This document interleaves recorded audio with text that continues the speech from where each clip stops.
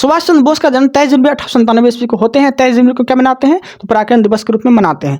23 जनवरी को पराक्रम दिवस के रूप में मनाते हैं। और सुभाष चंद्र बोस जो है 1920 ईस्वी में ICS के एग्जाम देते हैं। उसके बाद 1921 ईस्वी में ICS के एग्जाम से वो त्यागपत्र देते हैं। उसके बाद 1938 में हरिपुरा अधिवेशन की ये अध्यक्षता कर देते हैं, हरिपुरा अधिवेशन की अध्यक्षता कर देते हैं। और 1939 ईस्वी में एक त्रिपुरी अधिवेशन होता है। त्रिपुरी अधिवेशन में पट्टाभी सीतारामैया और सुभाष चंद्र बोस के बीच चुनाव कराए जाते हैं। और पट्टाभी सीतारामैया जो होते हैं वो कौन होते हैं, तो वह होते हैं महात्मा गांधी के कैंडिडेट, जिसमें कि पट्टाभी सीतारामैया जो है सुभाष चंद्र बोस से हट जाते हैं। उसके बाद महात्मा गांधी और सुभाष चंद्र बोस के बीच मतभेद पैदा हो जाते हैं। उसके बाद जो है सुभाष चंद्र बोस जो है त्रिपुरी अधिवेशन की अध्यक्षता ना करके वो अपना फॉरवर्ड ब्लॉक की स्थापना कर देते हैं 1939 में। उसके बाद जो है सुभाष चंद्र बोस को 1940 में अरेस्ट कर लिया जाता है। क्यों, क्योंकि वो भड़काऊ भाषण देने के दौरान जो है सुभाष चंद्र बोस को अरेस्ट कर लिए जाते हैं। उसके बाद 1941 में वो जर्मनी के लिए रवाना हो जाते हैं, जर्मनी के लिए वो रवाना हो जाते हैं और वहाँ पे हिटलर से मिलते हैं। लेकिन हिटलर से मिलने के लिए ना बहुत सारे लोग भी वहाँ पहुँचते हैं, ठीक है। लेकिन सुभाष चंद्र बोस जब जाते हैं तो वो स्पेशल भारतीय सैनिक जो कि हिटलर कैद कर लेते हैं भारतीय सैनिक को, तो उसको छुड़ाने के लिए सुभाष चंद्र बोस जर्मनी जाते हैं।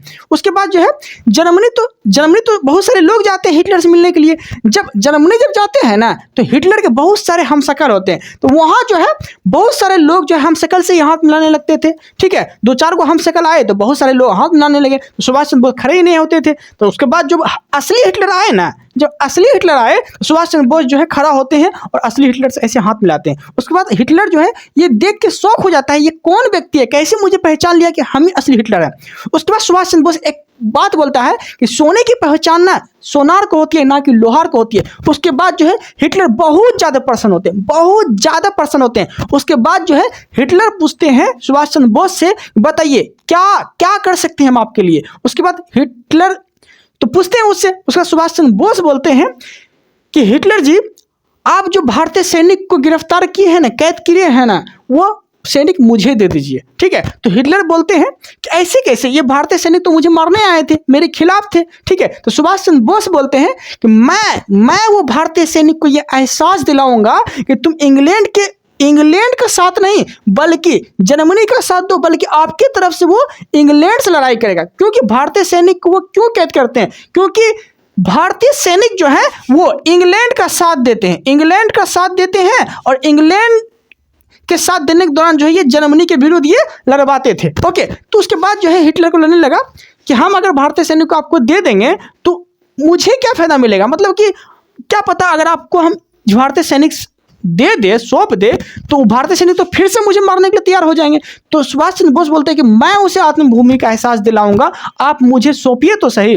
उसके बाद बोलता है ठीक है आपको हम एक चांस देते हैं। उसके बाद सुभाष चंद्र बोस जो है भारतीय सैनिक से मिलते हैं और भारतीय सैनिक से जब मिलते हैं तो भारतीय सैनिक से एक ही बात बोलते हैं कि तुम मुझे खून दो मैं तुम्हें आजादी दूंगा, ठीक है। तो भारतीय सैनिक जो है उठ के खड़ा होते हैं, ठीक है हुजूर आप जो बोलेंगे वही करेंगे। उसके बाद जो है भारतीय सैनिक के जो है सुभाष चंद्र बोस के प्रभाव में आ जाते हैं और सुभाष चंद्र बोस जो बोलते हैं वही भारतीय सैनिक वो करने लगते हैं। उसके बाद जो है हिटलर बहुत ज़्यादा खुश होता है, बहुत ज़्यादा खुश होता है। उसे हिटलर को लगने लगता है कि आप कौन है, मतलब भारतीय सैनिक जो मेरे खिलाफ हो रहे थे अब वो इंग्लैंड के खिलाफ हो गए, आप सच में जादूगर हैं। उसके बाद जो है हिटलर खुश होकर सुभाष चंद्र बोस को नेताजी की उपाधि देते हैं। उसके बाद जो है हिटलर सुभाष चंद्र बोस को जापान भेज देते हैं और सुभाष चंद्र बोस जो है जापान में एक सैनिक तैयार करते हैं। और वो सैनिक जब तैयार करते हैं तो वो संगठन का नाम क्या रखते हैं, आज़ाद हिंद फौज।